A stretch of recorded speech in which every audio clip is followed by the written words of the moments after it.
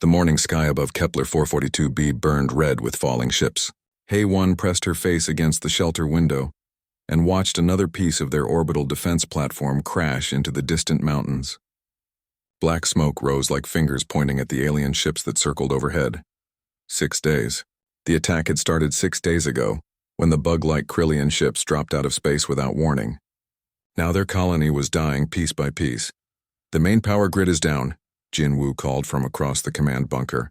His hands moved fast over the broken control panels, trying to fix what the enemy bombs had destroyed. Sparks flew from damaged wires as he worked. "I can give you emergency power for maybe 2 more hours." HFY nodded but said nothing. As colony administrator, she had to stay calm. The other survivors looked to her for hope, even when she had none left to give.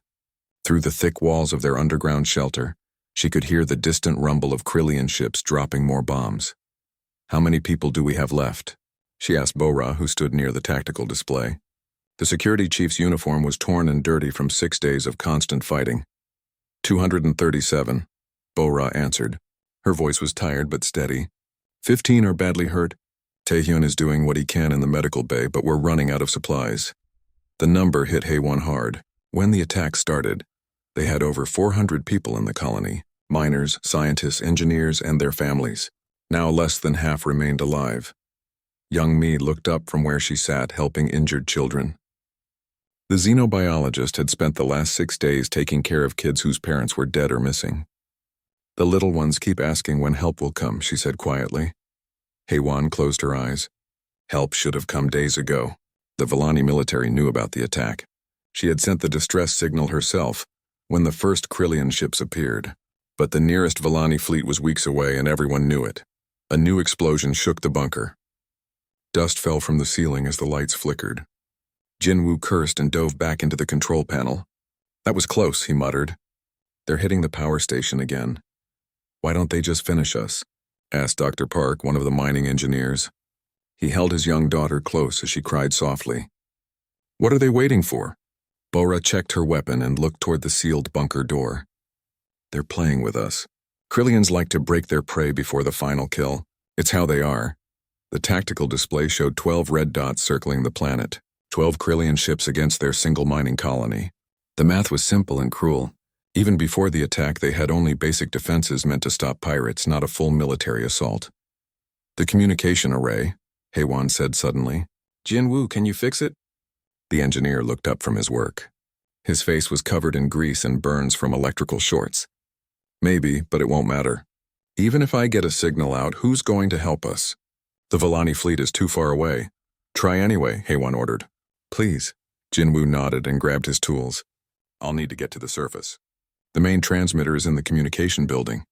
"That's suicide," Bora said. "The Krillians will see you the moment you leave the bunker." "Not if I go during their bombing runs," Jinwoo replied. "They focus on big targets then. I might have a few minutes while they're distracted." Young Mi stood up, still holding a sleeping child. "I'll go with you. You'll need someone to watch for enemy ships." "No," HFY said firmly. "The children need you here." "The children need all of us to survive," Young Mi answered. "And Jinwoo can't watch the sky and fix equipment at the same time." Before anyone could argue more, the bunker shook again. This time the explosion was much closer.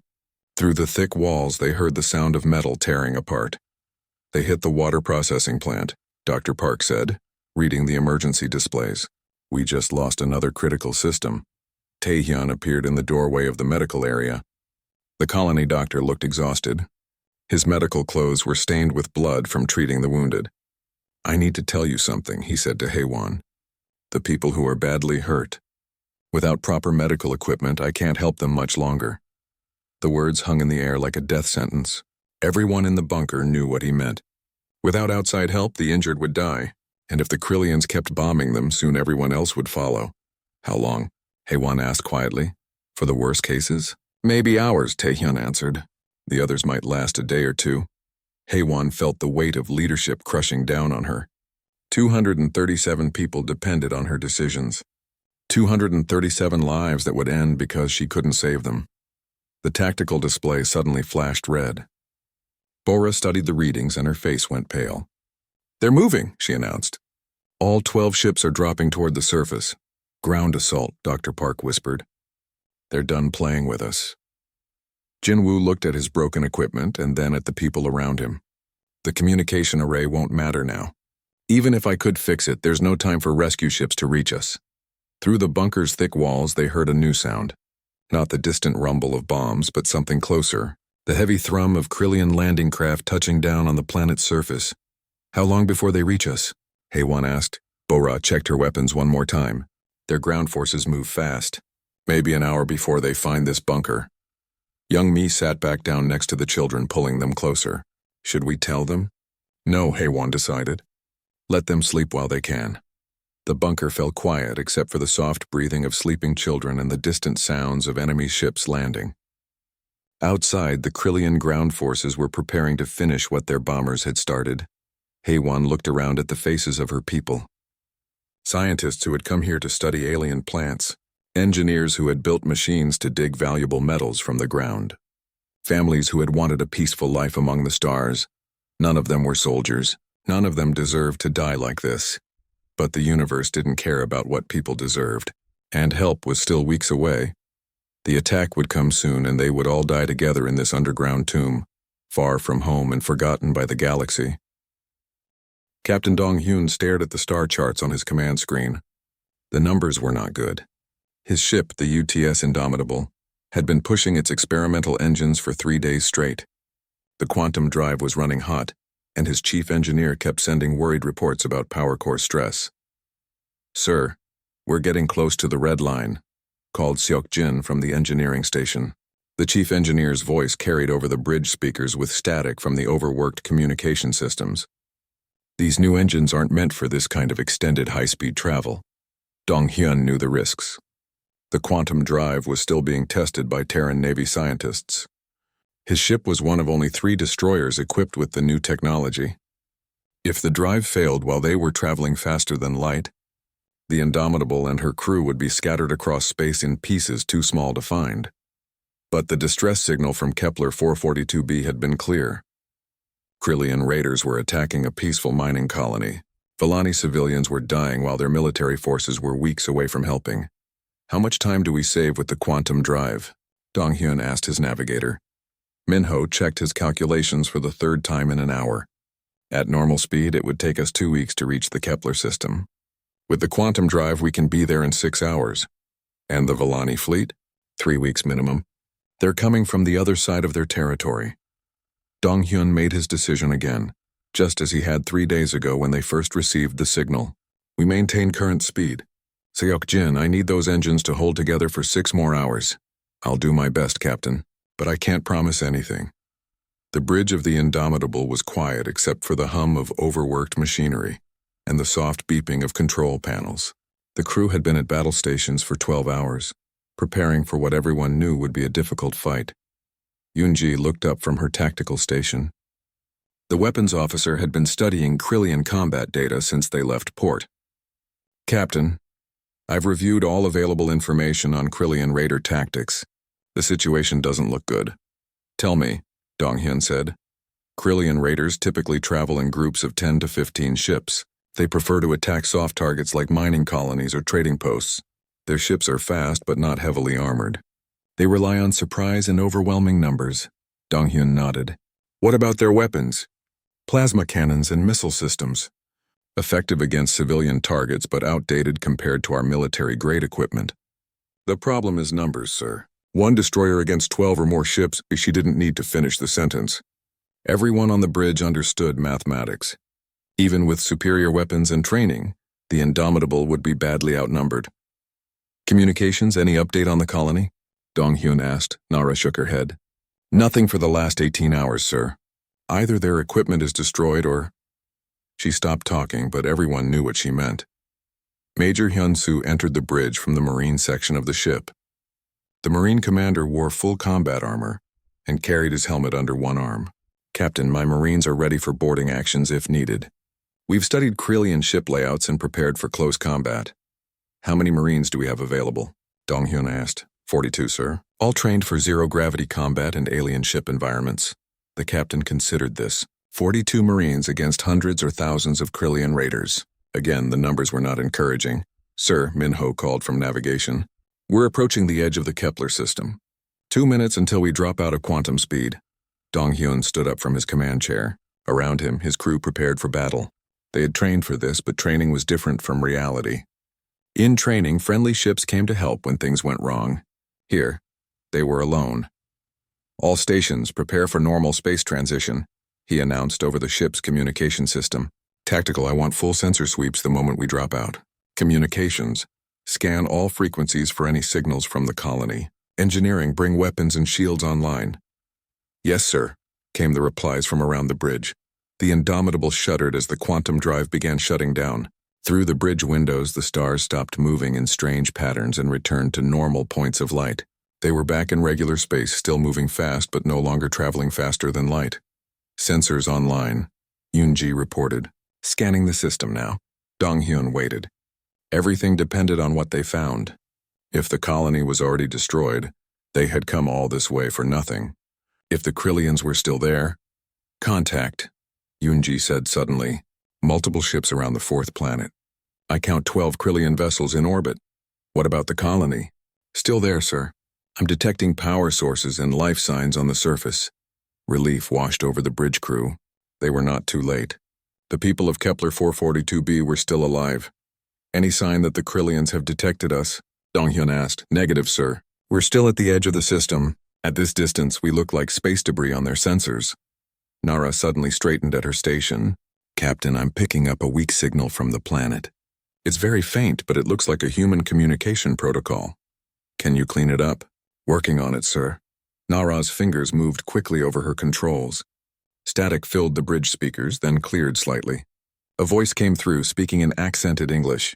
This is Kepler 442b colony calling anyone who can hear us. We are under attack by Krillian raiders. Civilian population trapped in shelters.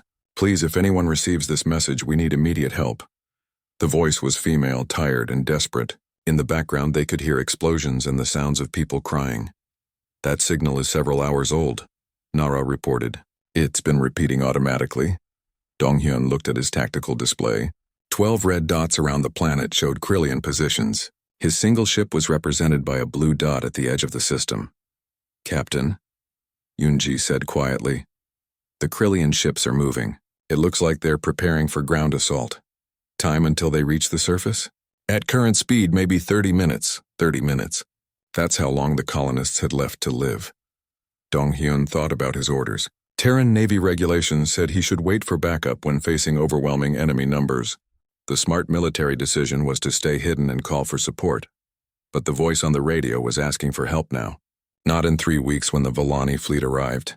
Helm, set course for the 4th planet. Maximum speed. Minho looked surprised. Sir, that will take us right through the Krillian fleet. I know exactly where it will take us, Dong-hyun replied. Tactical, prepare all weapons. Marines, get ready for anything. Communication, see if you can reach the colony directly. Captain, Yoon-ji said carefully. 12 ships against 1. The odds don't matter, Dong-hyun interrupted. Those people called for help. We're the only help coming. He turned to face his crew. Young faces looked back at him. Men and women who had joined the Terran Navy to protect human space. Today they would learn what that really meant. I won't lie to you, he said. This will be the hardest fight any of us have ever faced. The enemy outnumbers us and we're a long way from backup. But down on that planet are innocent people who are about to die unless we stop it. The bridge was silent for a moment. Then Seok-jin's voice came over the speakers from engineering. Captain, engines are ready for combat operations. Let's go save some lives. The Indomitable turned toward the inner system and began to accelerate. Hive Lord Vextar studied the holographic display in his command chamber aboard the Krillian flagship. The planet below showed the perfect pattern of destruction his fleet had created over the past 6 days. Burning cities, destroyed orbital platforms, and cowering survivors hiding in underground shelters. The insectoid commander's forearms moved in satisfaction as he reviewed the tactical situation.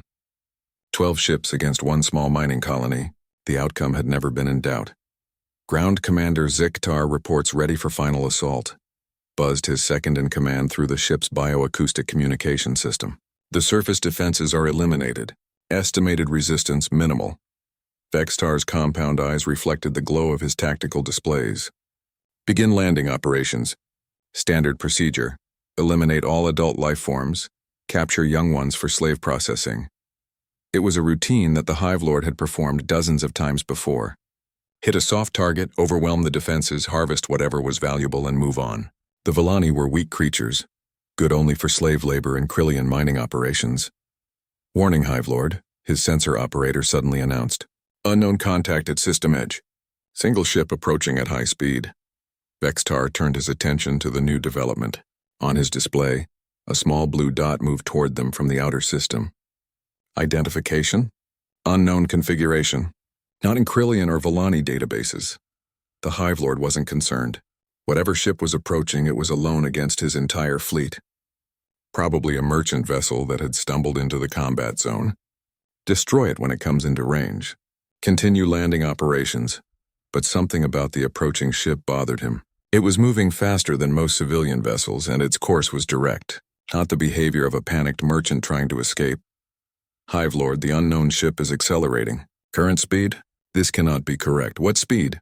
Vextar demanded. 0.7 light speed and increasing. No known ship technology can achieve such velocity in normal space. Now Vextar was interested. His fleet had fought Villani military ships before. They were slow, predictable, and used outdated weapons. This new ship was different. Scan configuration. I want to know what we're facing. The answer came back quickly. Hull configuration suggests military vessel. Unknown origin. Estimated length 300 meters.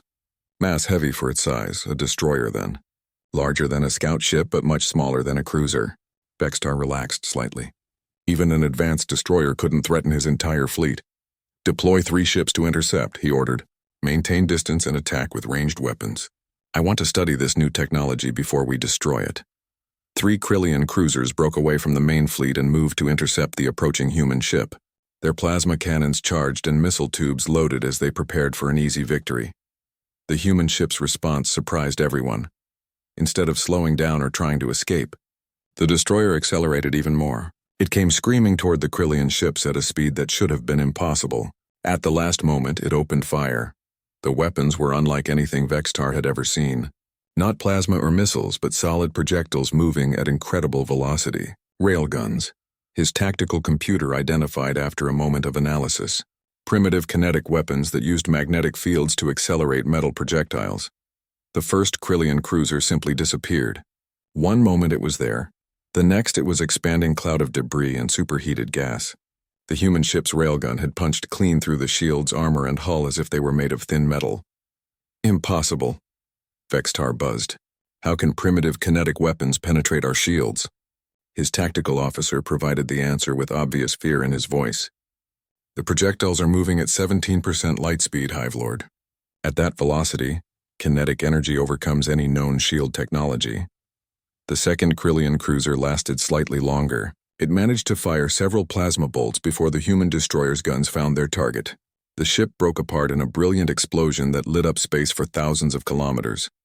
The third cruiser tried to retreat, but the human ship was too fast. More railgun projectiles reached out across space at impossible speed. The Krillian vessel died without ever landing a hit on its enemy. In less than 3 minutes, the human destroyer had destroyed 3 Krillian cruisers without taking any damage itself. All ships, converge on the human vessel, Vextar ordered. His voice carried notes of anger and confusion. Overwhelm it with numbers. But the human ship didn't behave like any vessel Vextar had fought before. Instead of trying to maintain distance like a sensible commander, it drove straight into the heart of the Krillian formation. The destroyer moved like a living thing, dancing between plasma bolts and missile strikes while its terrible guns spoke again and again. Each shot was perfectly aimed, each hit destroyed or crippled a Krillian ship. Hive Lord, we're receiving a transmission from the human vessel, his communications officer reported. Put it through. The voice that came over the speakers was calm and professional, speaking in the common galactic language. Krillian fleet, this is Captain Dong Hyun of the Terran Navy ship Indomitable. You are attacking civilian targets in violation of galactic law. Withdraw immediately or be destroyed. Vextar's compound eyes flashed with rage. The arrogance of this single ship commander was beyond belief. Tell the human that we do not recognize Terran authority in this region. Order him to surrender or be destroyed. The response came back immediately. Negative. Any ship that fires on civilians will be destroyed. No exceptions. As if to emphasize the point, the human destroyer's guns fired again. Another Krillian cruiser died in a ball of fire and twisted metal. Hive Lord, his tactical officer reported with growing panic. We've lost 6 ships. The human vessel is targeting our command and control systems with impossible accuracy. Vexitar looked at his display and felt something he had never experienced before. Fear. His fleet was being systematically destroyed by a single enemy ship that seemed immune to their weapons. How is it avoiding our fire? Unknown, Hive Lord. Their evasive maneuvers are unprecedented. They seem to predict our targeting solutions before we complete them. On the surface of Kepler 442b, the colonists watched the space battle through their few remaining sensors. Jin Wu had managed to get partial communications working just in time to witness the impossible. Is that really just one ship? Young Mi asked in amazement. Hei-Wan watched the tactical display with tears in her eyes. Each explosion in orbit meant another enemy ship destroyed. Each victory brought them closer to survival. The communication array is picking up a signal, Jin Wu announced. It's from the human ship. The voice was clear and strong, speaking in accented but understandable English. Kepler 442b colony. This is Captain Dong Hyun of the UTS Indomitable. Cavalry's here. Keep your heads down while we clean up these raiders. Bora laughed for the first time in 6 days. Did he just call his ship the cavalry? Humans, Taehyun said with a smile. They have interesting ways of announcing themselves. In space above them, the battle continued. The Krillian fleet, once confident in their overwhelming numbers, found themselves fighting for survival against an enemy that fought unlike anything they had ever faced. The human ship moved through space like an avenging angel, its railguns speaking death to any Krillian vessel that dared to fire on the planet below. Each shot was a promise: harm innocents and face the consequences. Vexitar realized with growing horror that his proud fleet was being torn apart by a single human destroyer. The impossible had become reality. The hunters had become the hunted. Major Hyun-Soo studied the tactical display in the Marine ready room as the Indomitable shook from another near miss. Around him, 42 Marines checked their weapons and equipment one final time. The space battle raging outside was only half the fight. Listen up, Hyun-Soo called to his troops. Captain Dong Hyun is keeping most of the Krillian fleet busy, but we need to take out their command ship before they can reorganize. Sergeant Kim looked up from her assault rifle. Sir, how exactly do we board an enemy flagship in the middle of a space battle? Very carefully, Hyun-Soo replied with a grim smile. We're going to use their confusion against them. While they're focused on our ship, we'll launch in assault pods and hit their flagship from an unexpected angle. The plan was dangerous, but it was the only way to end the battle quickly. The Indomitable was fighting magnificently, but even human engineering had limits. The ship couldn't keep dodging enemy fire forever. Remember your training, Hyun-Soo continued. Krillian ships have different atmospheres and gravity. Your suits will compensate, but movement will feel strange. Their corridors are designed for insectoid bodies, so stay low and watch your head clearance. Corporal Lee raised his hand. What about their ground forces, sir? The ones already on the planet? That's why we need to take the flagship. Krillian ground troops follow orders from their ship commanders. No flagship, no coordination. The Marines nodded. They had studied Krillian tactics and knew how their command structure worked. Unlike human forces that could operate independently, Krillian troops needed constant direction from their superiors. Captain Dong Hyun's voice came over the ship's communication system. Major Hyun-Soo to the bridge.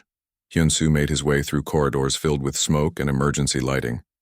The Indomitable had taken several hits despite its amazing evasive abilities. Damage control teams worked frantically to repair systems as the ship continued fighting. On the bridge, Captain Dong Hyun pointed to the tactical display. Major, I'm about to give you a window to launch your assault pods. We've reduced their fleet from 12 ships to 6, but their flagship is still coordinating the survivors. What kind of window, sir? I'm going to ram their formation and force them to scatter. During the confusion, you'll have maybe 2 minutes to reach their flagship before they reorganize. Hyun-Soo looked at the display. The Krillian flagship was massive, easily 3 times the size of the Indomitable. Boarding it would be like attacking a fortress with a squad of infantry. Understood, sir. My Marines are ready. One more thing, Major. The colonists are reporting Krillian ground forces moving toward their position. Whatever you do on that flagship, do it fast.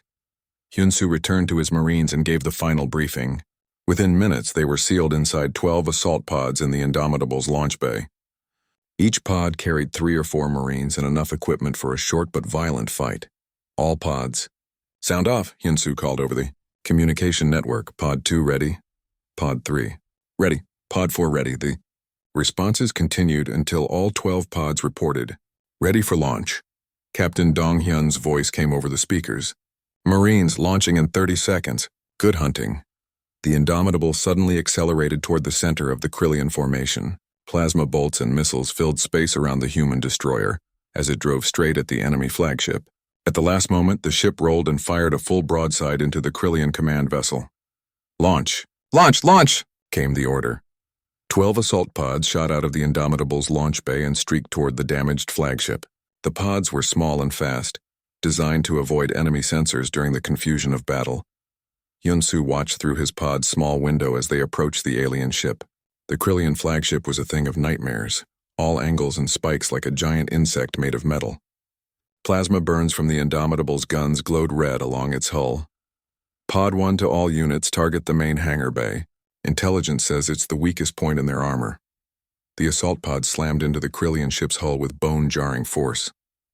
Cutting charges blew holes in the alien metal, and the Marines poured through into the strange atmosphere of the enemy vessel.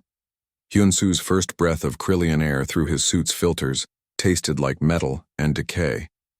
The gravity was heavier than Earth normal, and the corridors were designed for creatures that scuttled rather than walked upright. Spread out and find the command center, he ordered. Teams Alpha and Beta, secure the route back to our entry point. Teams Charlie and Delta with me. The Marines moved through the alien ship like ghosts of death. Their training had prepared them for the strange environment. But nothing could have prepared them for the reality of fighting Krillian warriors in their own territory. The first group of defenders appeared around a corner, 6 insectoid soldiers armed with plasma rifles. They moved fast on multiple legs and could climb walls like spiders, but the humans were faster. Sergeant Kim's squad opened fire with precise burst from their assault rifles. Human weapons were designed to penetrate armor, and Krillian personal protection couldn't stop military-grade ammunition. The defenders died before they could return effective fire. Contact front, reported Corporal Lee over the radio. More enemies coming from the upper levels. The battle inside the ship became a nightmare of close combat in alien corridors. Krillian defenders dropped from ceiling vents and attacked from behind corners, but the human Marines fought with a controlled violence that the aliens had never encountered. Where Krillians relied on swarming tactics and individual aggression, humans used teamwork and precise coordination. Every Marine knew exactly where his teammates were and what they were doing. They moved like parts of a single organism dedicated to destruction. Command center located, reported Team Delta leader. Heavy resistance, but we can break through. Hyunsu checked his tactical display. His Marines had fought their way halfway through the ship, leaving a trail of dead Krillian defenders behind them. But time was running out. All teams converge on the command center. We end this now. The final assault was brutal. The Krillian ship's command center was defended by the elite guards of Hive Lord Vextar himself. These warriors were larger and better armed than the regular troops with natural armor that could stop small arms fire. But human weapons weren't small arms. The Marines carried armor-piercing rounds designed to penetrate military-grade protection. When the elite guards charged, they met a wall of precisely aimed fire that cut them down like wheat before a harvester. Hive Lord Vextar himself made his final stand in the center of his command chamber. The alien commander was massive, nearly 3 meters tall with razor-sharp claws and natural armor plating. He fought with the fury of a creature that had never known defeat. Hyunsu faced him in single combat, using his superior speed and human endurance to wear down the alien leader. When Vextar finally fell, the psychological effect on the remaining Krillian forces was immediate. All Krillian units. This is the human Marine commander, Hyunsu broadcast over the ship's communication system, speaking in the common galactic language. Your leader is dead. Your flagship is captured. Surrender now or join him. The response was swift. Across the Krillian fleet, ship commanders began transmitting surrender signals. On the planet's surface, ground forces stopped their advance and began withdrawing to their landing craft. Captain Dong-hyun's voice came over Hyunsu's radio. Outstanding work, Major. The remaining Krillian ships are fleeing the system. Through the flagship's command center windows, Hyun-soo watched the last few enemy ships disappear into hyperspace. The battle was over. "Marines, prepare for extraction," he ordered. "We've got a colony to check on." As the assault pods returned to the Indomitable, Hyun-soo reflected on what his troops had accomplished. 42 Marines had boarded and captured a ship designed to carry thousands of crew members. They had fought through superior numbers and won through superior training, equipment, and determination. It was the human way of war: protect the innocent, destroy those who threatened them, and never give up no matter the odds. 3 days after the battle, Haiwan stood in the rebuilt communication center watching the stars. The Krillian ships were gone, destroyed or fled, but the memories of their attack would last forever. Around her, the colony worked to repair the damage and count their losses. The Volani relief fleet just entered the system, Jinwoo reported from his repaired control station. "They're requesting permission to land and provide assistance." "Tell them they're welcome," Haiwan replied, "though I think the immediate danger has passed." Through the large windows of the communication center, she could see the UTS Indomitable holding position in orbit. The human destroyer showed obvious battle damage from its fight with the Krillian fleet, but it remained on station until proper help arrived. Young Mai entered the room carrying a datapad filled with reports. "The final casualty count is complete," she said quietly. 163 dead, 47 wounded. It could have been much worse indeed. Without the human ship's intervention, everyone in the colony would be dead or enslaved. The children that young Mi had protected in the shelters would never have seen another sunrise. "Captain Dong-hyun is requesting permission to visit the surface," Jinwoo announced. "He wants to meet with colonial leadership before the Volani fleet takes over relief operations." "Tell him he's more than welcome," Haiwan said immediately. "After what he did for us, he can have anything he wants." 2 hours later, a human shuttle landed at the colony's main spaceport. Captain Dong-hyun emerged with several of his officers, all wearing clean uniforms despite the recent battle. Haiwan met them personally, along with the colony's senior staff. The human captain was younger than she had expected, with kind eyes that seemed to carry the weight of difficult decisions. When he spoke, his voice was the same one they had heard over the radio during the darkest hours of the siege. "Administrator Haiwan," he said with a slight bow. "I'm glad we arrived in time to help." "Captain, I don't know how to thank you," Haiwan replied. "You saved every life in this colony. We owe you everything." Dong-hyun looked uncomfortable with the praise. "We were just doing our job. Protecting civilians is what the Terran Navy exists for." Bora stepped forward. "Captain, if you don't mind me asking, how did one ship defeat an entire Krillian fleet? I've studied their tactics for years, and what you accomplished should have been impossible." The human captain smiled slightly. "It wasn't just one ship. It was one crew working together, and we had advantages the Krillians didn't expect." Yoonji, the human tactical officer, provided more details.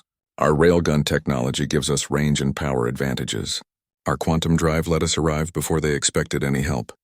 Most importantly, Krillian raiders aren't used to facing military opposition. They prefer soft targets. Still," Taehyun said, 12 ships against 1. "The mathematics alone." "Mathematics don't account for determination," Captain Dong-hyun replied.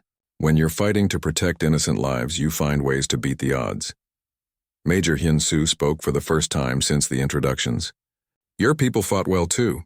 Maintaining organized resistance for 6 days against impossible odds takes real courage." Young Mai looked at the human Marine commander with curiosity.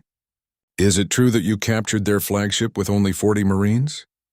42, Hyun-soo corrected with a small smile. "And we had surprise on our side. Plus, Krillian ship design isn't optimized for defending against boarding actions." The conversation continued for an hour as the humans shared details of the battle, and the colonists tried to understand how their rescue had been possible. Finally, Captain Dong-hyun stood to leave. "We'll remain in system until the Volani fleet takes over security operations," he said. "If you need anything else, just call." "Wait," Haiwan said suddenly. "Before you go, I have something for you." She handed him a small crystal recording device. "This contains personal messages from every survivor in the colony. We wanted you and your crew to know how much this means to us." Dong-hyun accepted the crystal with obvious emotion. "Thank you. This will mean a lot to my crew." As the human officers prepared to return to their shuttle, Jinwoo approached Captain Donghyun privately. "Sir, can I ask you something?" "Of course." "When you received our distress signal, you were on routine patrol, right? You could have waited for the Villani fleet or called for backup from other human ships." Donghyun nodded. "We could have, so why didn't you? Why risk your ship and crew for strangers?" The human captain was quiet for a moment, looking out at the colony where people were working to rebuild their lives. "Because that's what humans do," he said finally. "When someone calls for help, we answer. It doesn't matter if they're human or alien, friend or stranger. If you need help and we can provide it, we will. Even against impossible odds? Especially against impossible odds." After the humans departed, Haewon found herself in the colony's main square. Workers were removing debris and repairing damaged buildings. Children played in areas that had been battlefields just days ago. Life was returning to normal, but nothing would ever be quite the same. Bora joined her along with Youngmi, Jinwoo, and Taehyun. They stood together in comfortable silence, watching their people rebuild. "Do you think other species know about this?" Youngmi asked. "About what humans are capable of?" "They do now," Bora replied. "Word of this battle will spread across the galaxy. Every pirate, raider, and criminal organization will hear about what happened here." Jinwoo nodded thoughtfully. "One human ship against 12 Krillian raiders. The story will grow with each telling." "Good," Taehyun said firmly. "Maybe it will make other criminals think twice before attacking innocent people." 3 weeks later, the story of the Battle of Kepler 442b had indeed spread across known space. Alien news networks carried reports of the impossible human victory. Military analysts studied the battle footage, trying to understand how such a small force had achieved such a decisive victory. But the real impact was felt in the darker corners of the galaxy. Pirate bases that had operated for decades suddenly found themselves looking over their shoulders. Raider fleets that had terrorized shipping lanes began avoiding systems where humans might respond. The message was clear across the stars. Attack innocent civilians, and the humans will come. They will come with superior technology, unbreakable determination, and an absolute refusal to let evil go unpunished. 3 more alien civilizations requested formal diplomatic contact with Terra in the month following the battle. The Nexari Confederation offered a mutual defense treaty. The Zephyrian Trade Union opened new shipping routes through human space. Even the proud Altarian Empire, known for their military traditions, sent ambassadors to study human military tactics and philosophy. Captain Donghyun received a message from Terran Naval Command as the Indomitable left the Kepler system on routine patrol. Admiral Chen's words were simple but carried deep meaning. "Captain, your actions at Kepler 442b have done more for human diplomatic standing than a dozen formal treaties. The galaxy is beginning to understand what it means to have humans as allies. Well done." But for Donghyun and his crew, the real reward came from a different source. The crystal recording device from the colonists contained 237 personal messages. Men, women, and children thanking them for their lives, their freedom, and their future. In one message, a young girl named So Young spoke in careful English. "Thank you for saving my mommy and daddy. When I grow up, I want to be brave like you." Another message came from Dr. Park, the mining engineer. "My daughter asked me if there are really angels in space. I told her yes, and they wear human uniforms." The Indomitable continued its patrol of the outer systems, but its reputation preceded it. Pirate attacks in their sector dropped to nearly zero. Criminal organizations found other hunting grounds, far from where human warships might appear. And in the growing Terran alliance, alien species contributed their knowledge, resources, and unique abilities to the common good. But they all knew who they called when the impossible needed to be done, when the hopeless needed saving, when someone had to stand against the darkness. They called the humans, and the humans always answered.